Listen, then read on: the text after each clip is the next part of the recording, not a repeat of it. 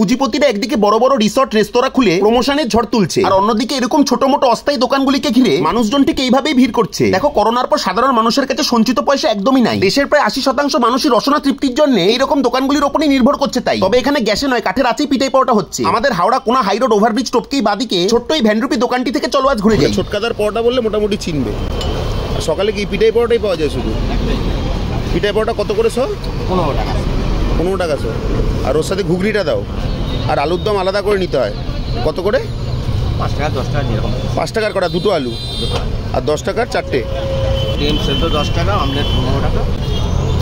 থাকে না, শরীর ফরীর খারাপ থাকে মানে আচ্ছা আচ্ছা। আর কটা থেকে কটা অবধি সকালে? সাড়ে 6টা থেকে।